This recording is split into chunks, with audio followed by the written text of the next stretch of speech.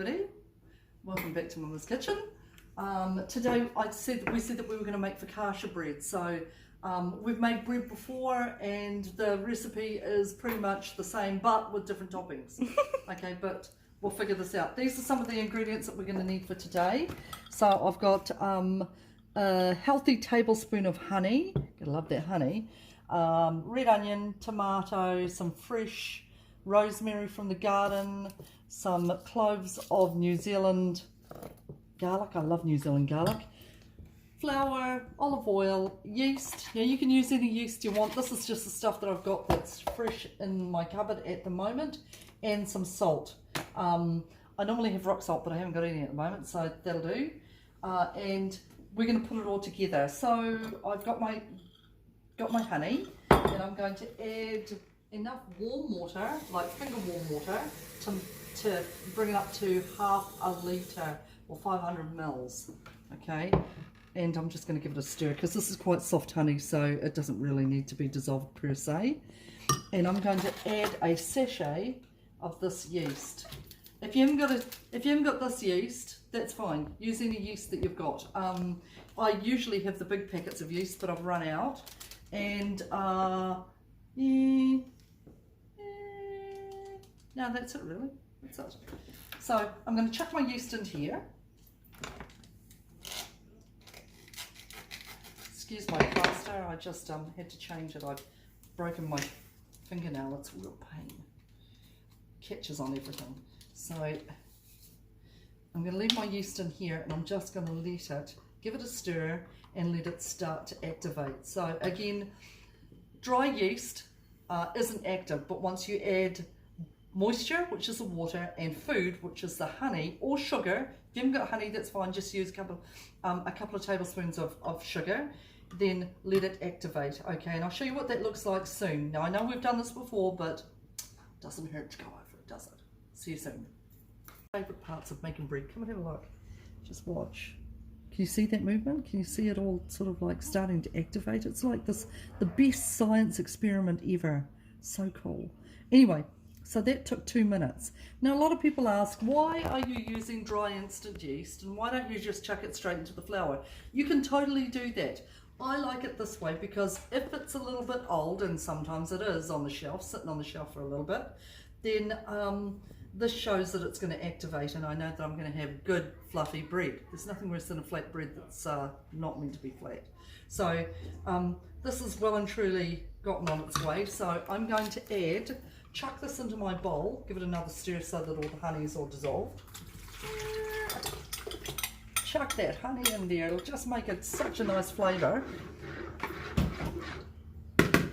And then I'm going to add enough flour just to make a soft dough. Now I don't know how much it's going to be. I'm thinking that's going to be that much.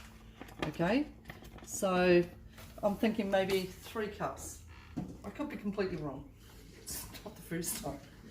Just enough flour to make a soft dough. Okay, so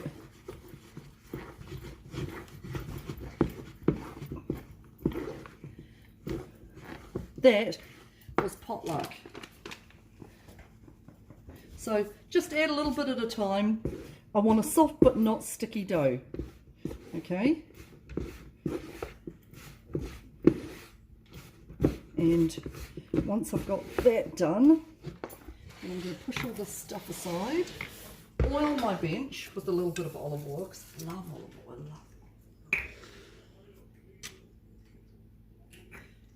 And then I'm going to just do a bit of kneading with my dough. Okay, so straight onto the bench. Don't waste any of that goodness. Scrape it off. Is it hot or is it just me and my hormones?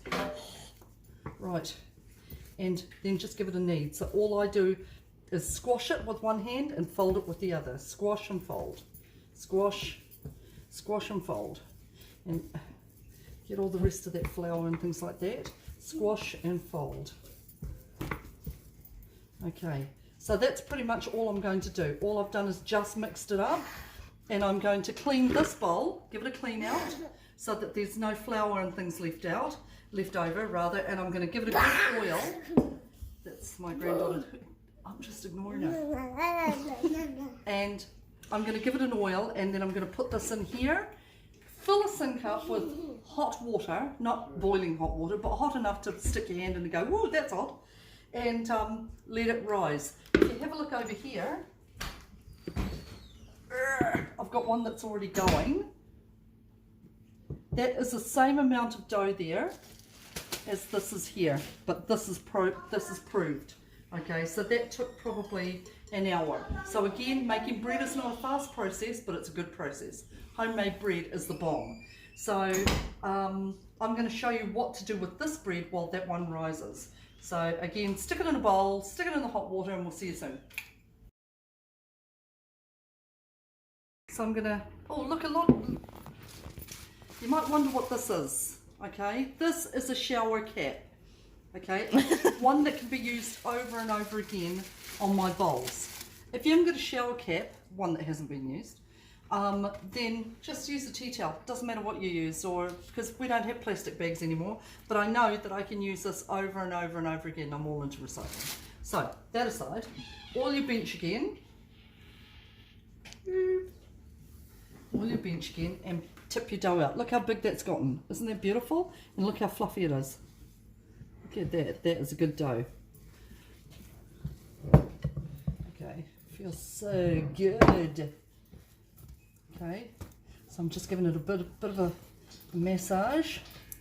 Okay, now that I've got it ready, I'm going to pop it onto my tray with my very ugly but functional, reusable, what's it called? Thingamajig.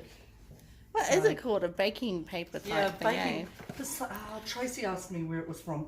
I got this from the shop, just from the grocery store. They had them there, and I thought it might be a better option to use that. So all I'm going to do is push my bread out, and see how I'm using my fingers to make those gorgeous holes, because they're going to fill up with oil and all the other flavours that we're going to use to make this bread. I'm going to make it a little bit flatter. Okay, now I'm just going to let this sit for a bit.